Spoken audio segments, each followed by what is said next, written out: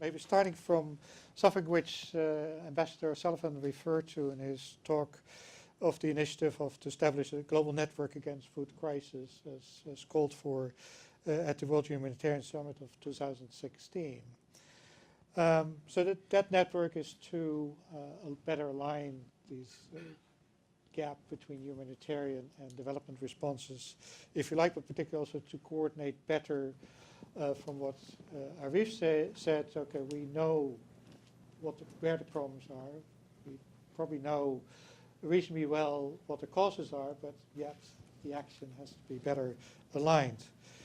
Now we're 2018, so the initiative was taken in 2016, so we're still have a network that's to be established. So maybe the first question is, why is it taking so long? Why is it so difficult, apparently?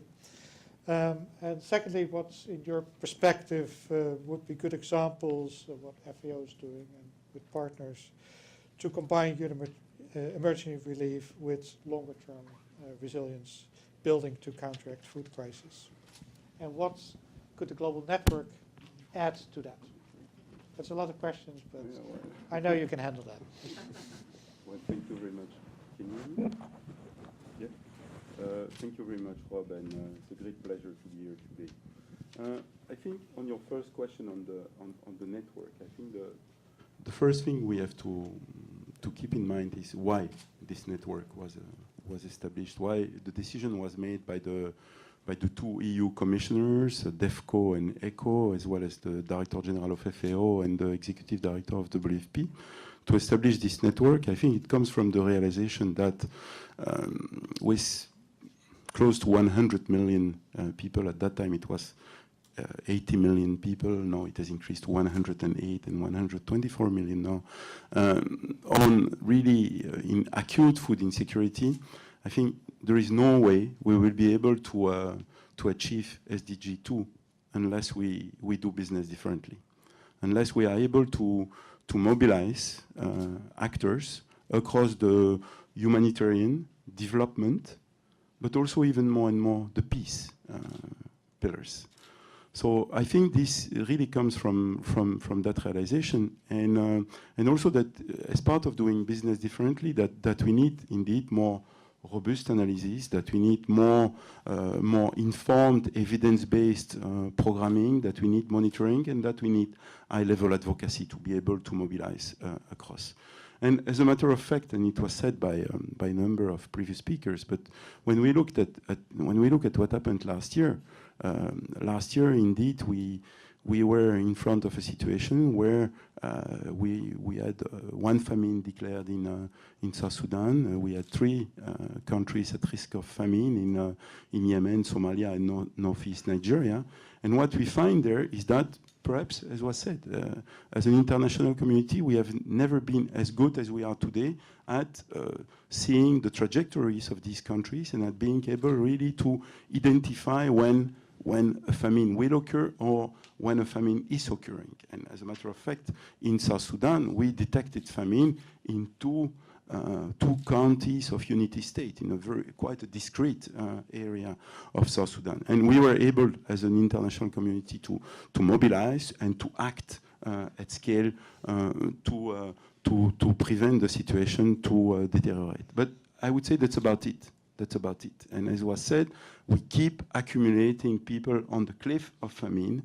I mean, and if there is, for whatever reason, we are not able to access them for a couple of weeks or something with humanitarian assistance, their food security situation will deteriorate quickly, and we are going back into a very acute, extreme hunger. So this is why, in this situation, it's not only important to deliver humanitarian assistance, but why also we need to engage the development actors much earlier on.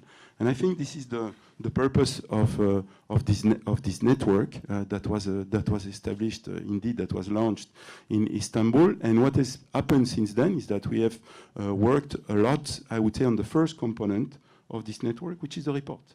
the report itself. We had 3 partners. We have 12 partners.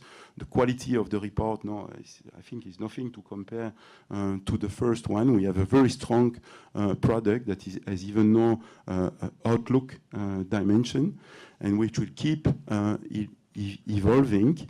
But I would say now what we have also been doing in the context of this network is working towards defining better the scope and the positioning of the network in the global architecture.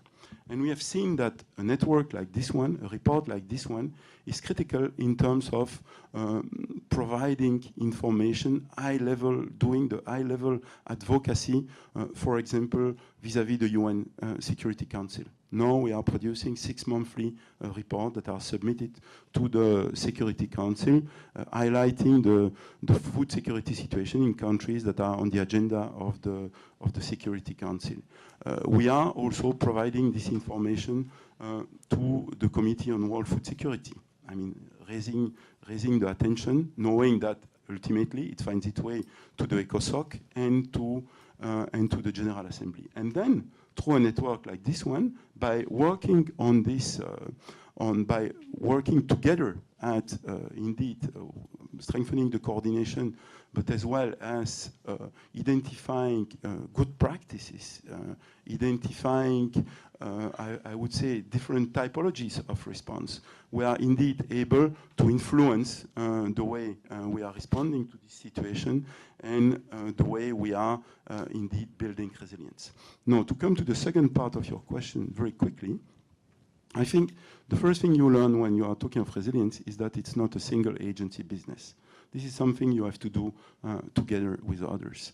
And that's why, as the Rome-based agencies, we have been working towards having a conceptual framework among the 3 Rome-based agencies, FAO, WFP, and IFAT, to build resilience. This is a priority for the 3 agencies, and we have put it in practice in a number of countries, most notably, for example, in Niger, where we were recently with my counterpart of WFP, and where we have seen that we have been working together to do the joint analysis, the participatory analysis of the needs at really the grassroots level, and be able to really design responses that are tailored to the needs of the people.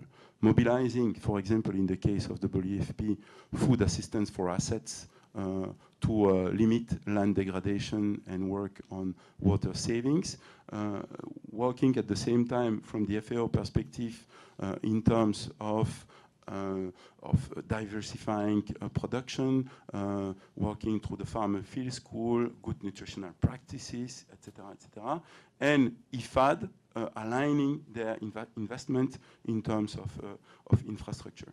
What we have seen is that these people have graduated in the household economy approach from very vulnerable to medium, that there has been much less outward migration, that there has been employment opportunity for youth, that women have been involved in the planning, are much more engaged in the society, and that these people at the end of the day are much more resilient. Now, we have been involved for a couple of years in this country. We need to preserve these gains. And to preserve these gains, what we are discussing now, and this is all taking place in the 3N, the Nigerian feed, the Nigerian context. I mean, we need to think in terms of social protection system that will act as safety nets to help preserve the gains.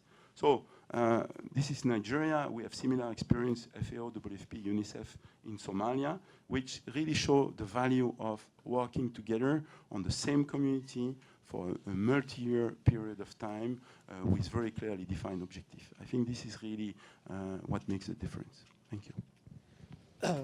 Thank you, Dominique. And